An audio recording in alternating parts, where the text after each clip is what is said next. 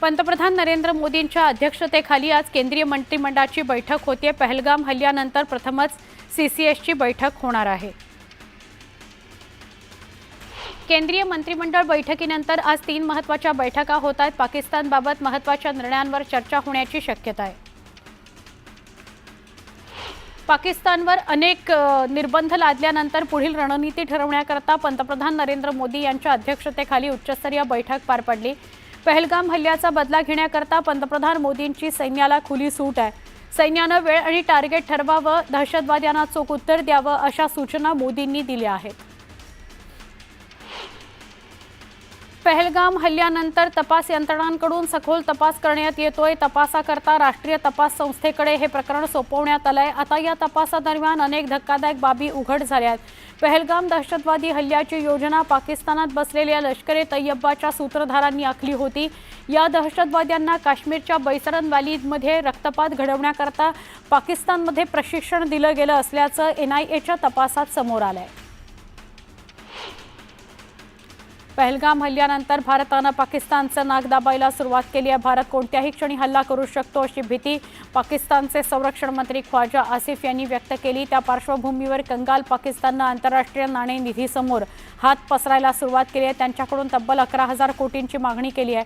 दरम्यान यावर नाणेनिधीकडून 9 मेला निर्णय होण्याची शक्यता आहे।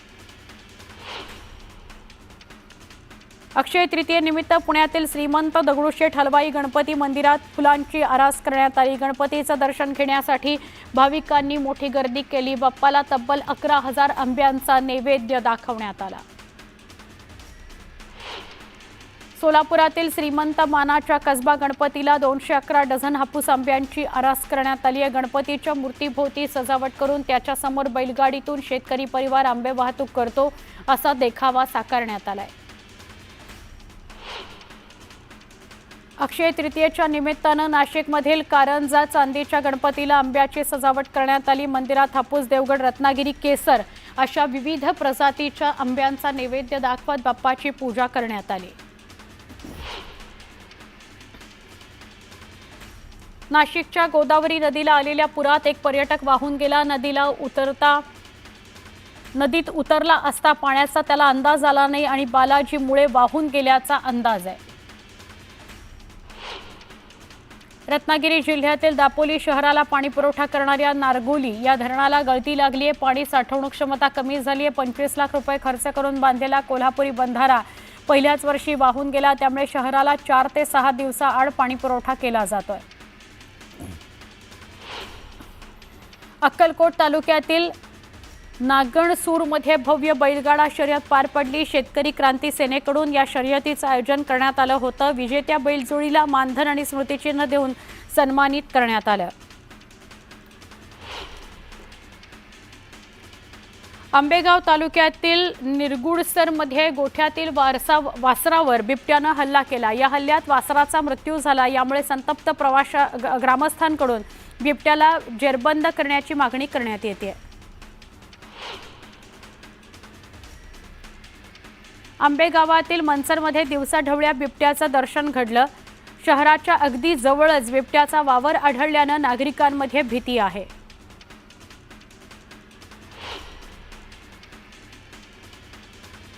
रत्नागिरीत सरस्वती बोटीतून 16 जण मौजमजा करण्याकरता गेले असता बोटीत बिघाड झाला आणि बोट उलटली। यावेळी रत्नागिरी पोलीस दलाला समुद्रात बुडणाऱ्या 16 जणांचे प्राण वाचवण्यात यश आलं। अक्षय तृतीयेच्या दिवशी होणारे बालविवाह रोखण्याकरता नाशिक जिल्हा प्रशासनाच्या वतीनं हेल्पलाईन नंबर जारी करण्यात आला। गेल्या वर्षभरात जवळपास 89 बालविवाह रोखण्यात जिल्हा प्रशासनाला यश आलंय। सावंतवाडी नगरपालिकेतर्फे बॅनर हटाव मोहीम राबवण्यात आली। सावंतवाडी शहर बॅनरमुक्त करण्याचा निर्णय शांतता समितीच्या बैठकीत घेण्यात आला। याच पार्श्वभूमीवर सावंतवाडी शहरातील सगळ्याच बॅनर हटवण्यात आले। महापालिकेने सांगलीच्या भाजी मंडईत अतिक्रमण मोहीम राबवली। यावेळी कारवाई करून कर्मचारी आणि विक्रेते यांच्यात वादावादी झाली। अखेर भाजी विक्रेत्यांनी स्वतःहून अतिक्रमण काढत महापालिकेला सहकार्य केलं। लातूर शहरातील गांधी चौकातील श्री महालक्ष्मी मंदिर कलशरोहण सोहळा पार पडला। या सोहळ्यासाठी काशी पीठाचे जगद्गुरू डॉक्टर चंद्रशेखर शिवाचार्य महास्वामी आणि श्रीशैलम पीठाचे जगद्गुरू यांनी हजेरी लावली। यवतमाळ जिल्ह्यातील दिग्रस शहरातील नागरिकांनी पाण्याकरता टाहो फोडला। ऐन उन्हाळ्यात तब्बल 10 ते 15 दिवसांनंतर पाणीपुरवठा होत असल्याने नागरिक हैराण झाले। प्रशासनाने लक्ष देऊन पाणी टंचाई दूर करावी अशी मागणी दिग्रसकरांनी केली। पिंपरी चिंचवड शहरातील एका चप्पल दुकानात प्युमा कंपनीचे बनावट चप्पल आणि बूट आढळून आले। या प्रकरणी दुकान मालकावर कॉपीराइट कायद्यानुसार गुन्हा दाखल करण्यात आला। अहिल्यानगर जिल्ह्यातील पारनेर तालुक्यामध्ये वनकुटे ग्रामपंचायतीमध्ये विकासकांमध्ये कोट्यवधींचा खर्च झाल्याचं दाखवण्यात आलं, मात्र प्रत्यक्षात काहीच काम न झाल्याचा आरोप ग्रामस्थांनी केला। या प्रकरणाची चौकशी तात्काळ न झाल्यास ग्रामस्थ संतोष केदारी यांनी आत्मदहनाचा इशारा दिला आहे।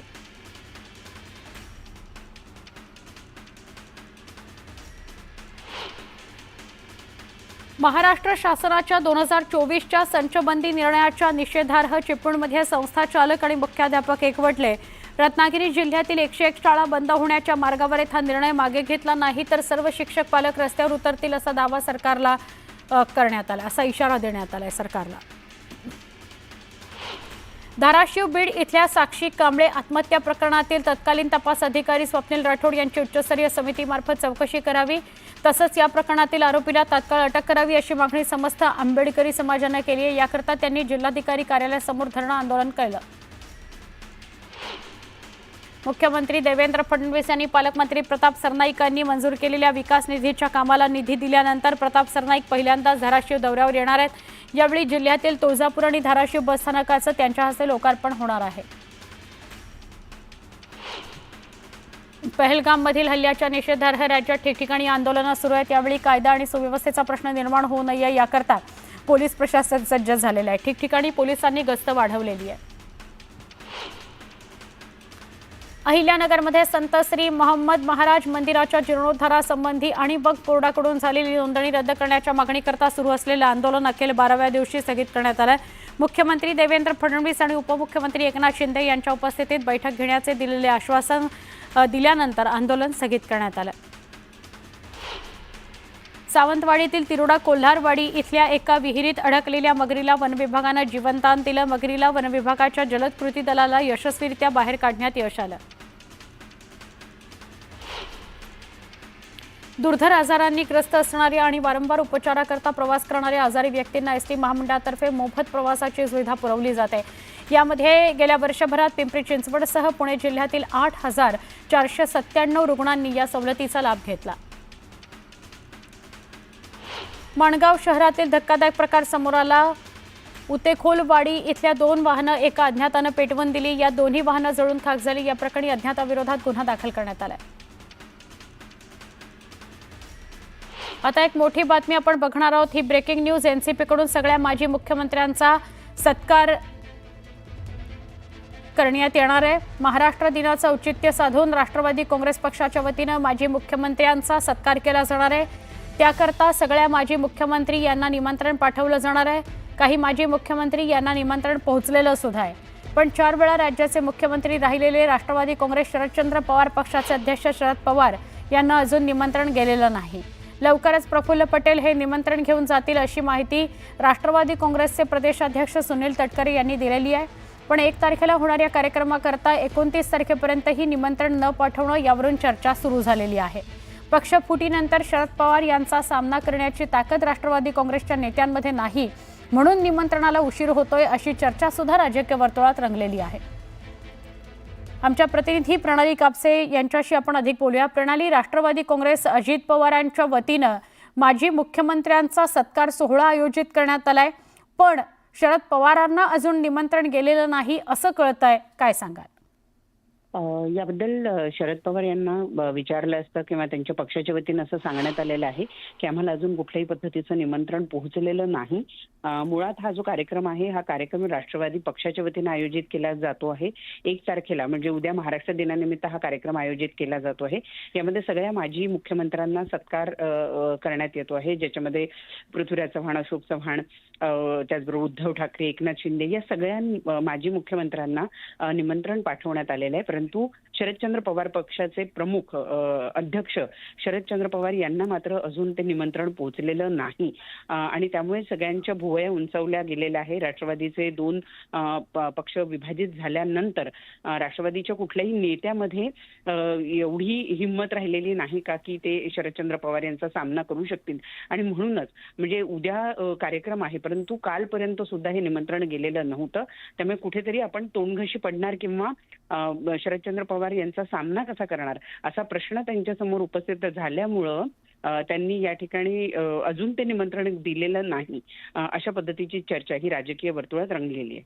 नक्की. धन्यवाद प्रणाली माहिती दिल्याबद्दल. पुन्हा एकदा सुपरफास्ट 100. मावळ तालुक्यासह पिंपरी चिंचवडला पाणीपुरवठा करणाऱ्या पवना धरणाच्या बॅकवॉटर जवळच्या शिळिंब गावातील ग्रामदैवत श्री काळभैरवनाथ महाराज मंदिरातील ग्रामस्थांनी मोठ्या दिमाखात कलश मिरवणूक काढली. यावेळी 12 महिने पवना धरणातील पाण्याचा साठा कायम राखण्याकरता इंद्रदेवाला साकडं घालण्यात आलं. ज्येष्ठ गायिका आशा भोसले यांनी अक्कलकोटच्या स्वामी समर्थांचं दर्शन घेतलं. स्वामींच्या चरणी त्या नतमस्तक झाल्या. त्यांनी स्वामींच्या नामाचा जप देखील केला. यावेळी मंत्री आशिष शेलारही त्यांच्यासोबत होते. सोलापुरातील मैदानावर भगवान परशुराम महाराजांच्या मूर्तीची स्थापना करण्यात आली. यावेळी सवाद्य मिरवणूक काढण्यात आली. 300 महिलांच्या लेझिम पथकानं सगळ्यांचं लक्ष वेधून घेतलं.